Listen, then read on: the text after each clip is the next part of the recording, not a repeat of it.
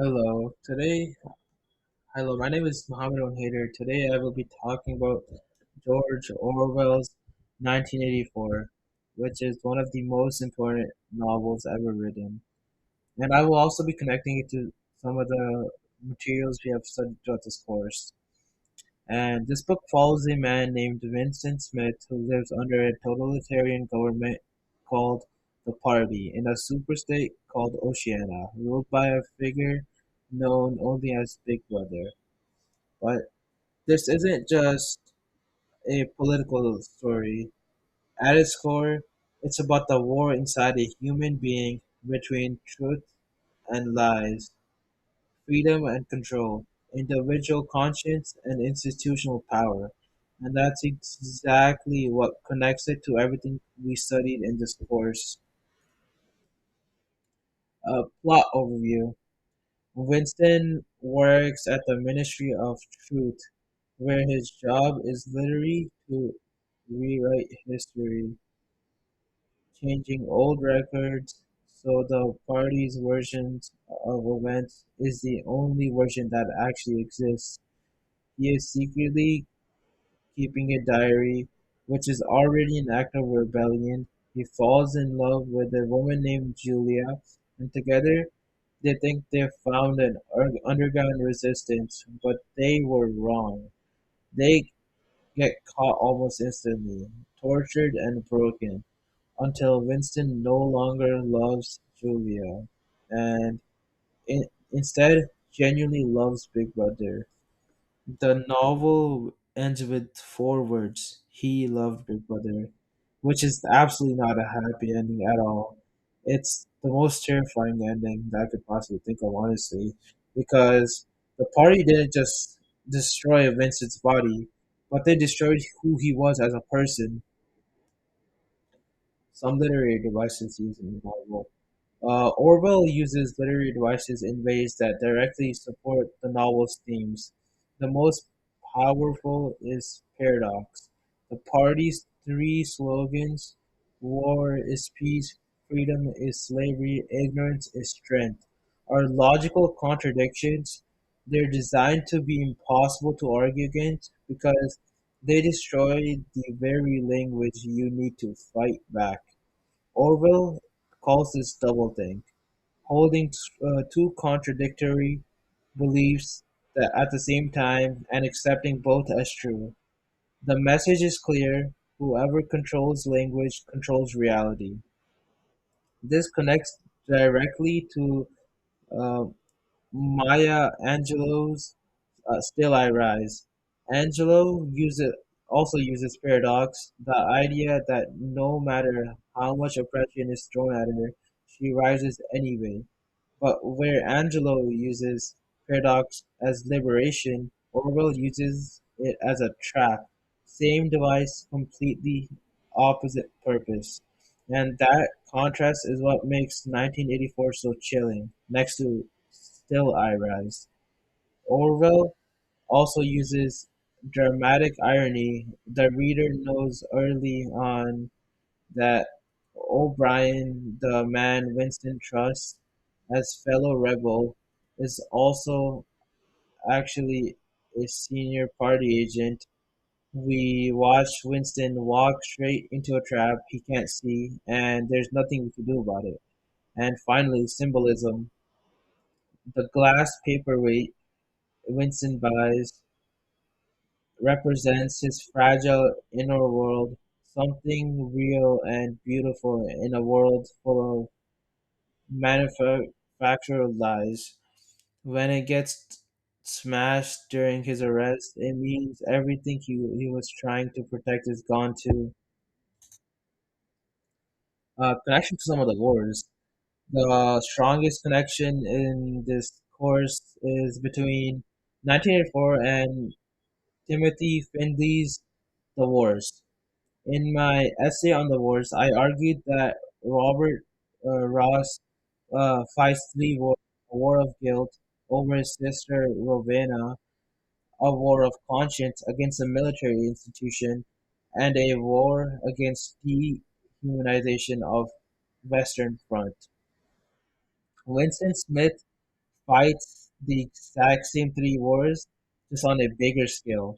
Robert's refusal to follow Captain Leather's order, his belief that duty is to the living, is the same stand Winston takes against the party. Both men realize the institution they serve has betrayed its own values. The military is supposed to protect life. The party traitor the party is supposed to serve people. Neither one does. Both Robert and Winston are called traitors for doing the right thing, and both are destroyed for it. The difference is that Robert's final ride toward Magdalene Wood preserves something human in him. Winston gets no such moment. There's nowhere left to run. Guilt connects them to Robert enlists not out of patriotism, but out of penance for falling Ravenna. Vincent is haunted by memories of taking food from his mother and sister as a child. Both men carry an old wound that drives every decision they make in the war. Both novels are saying the same thing.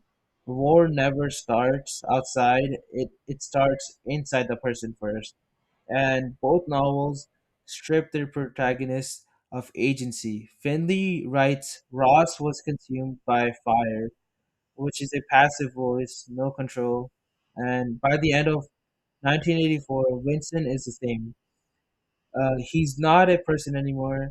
He's what the party always wants him to be, a body without a self. Literary theories. Uh, Two theories open up 1984 in really interesting ways. Marxist theory and feminist theory.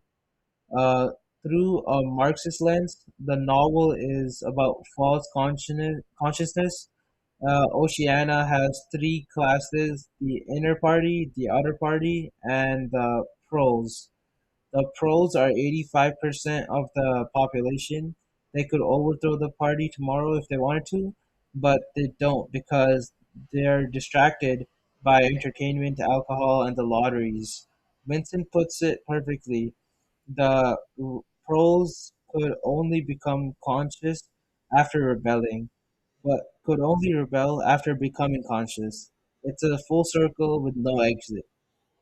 That's Marx's concept of false consciousness made literal, and Orwell presents it not as future warning, but as how power has always worked. Through a feminist lens, the novel gets more complicated. Julia is actually braver than and more practical than Winston in a lot of ways. She believes she rebels not through ideology, but through lived experience and through refusing to let the party control her body and her choices. But we only ever see her through Winston's eyes. She doesn't get her own interiority. She exists mostly as a reflection of what Winston wants. A feminist reading has to ask, in a novel about the destruction of individuality, why is a woman's individuality the least visible of all? Stephen King and propaganda. In this course, we read Stephen King's essay, Why We Crave Horror Movies, where King argues horror works like a pressure valve. It gives society a safe outlet for the dark impulses. We can't express it in a normal life, but he says it keeps the alligators fed so they don't break loose. 1984 takes that idea to its darkest place. The party doesn't just suppress dark impulses, it redirects them. The 2 minute hate is a daily ritual where citizens are made to scream their rage at an enemy on a screen. It's controlled pressure valve, but the party decides what you hate and when. and how much. You have no control over it whatsoever. King's horror movies at least let you choose. The party does not give you that option whatsoever. We also studied Canadian World War One propaganda posters like the Happy Man. Today is the man at the front. The strategy was omission. Never show the death, never show the trenches, just show the glory. Winston's job at the Ministry of Truth is very similar to that, but just taken to its extreme. Propaganda omits the truth. The Ministry of Truth destroys it completely, so there is absolutely no original left to compare against the lie that they've created. What started as selective omission in 1914 becomes total erasure in Orwell's world, and the distance between those two things is similar is more similar than we would actually like to think.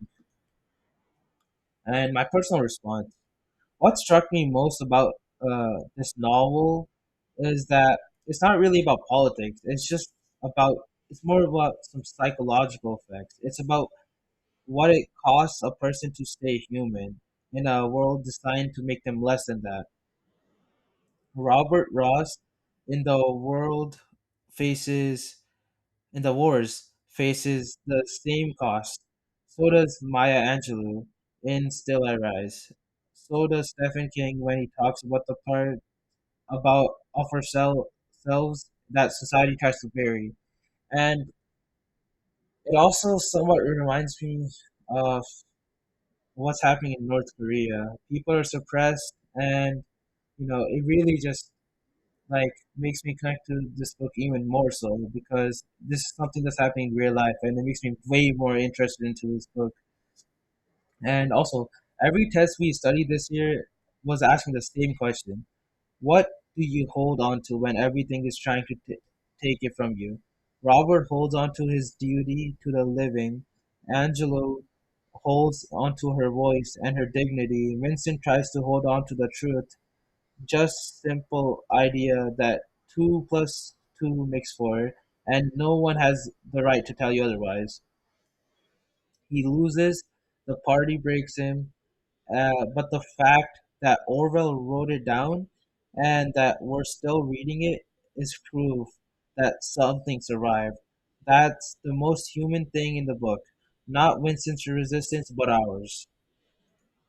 My conclusion: 1984 is not a comfortable book by any means. It's not supposed to be at all, but Orwell wrote it as a warning. The thing, the things we studied this year, guilt, institutional power, dehumanization, and propaganda, false consciousness, these aren't abstract ideas. They're the tools every system uses to make people smaller than they are.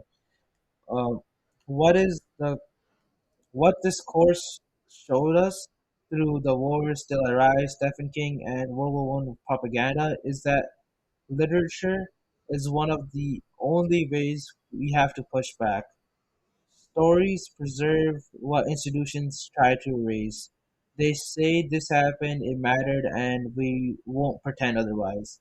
Orwell understood that.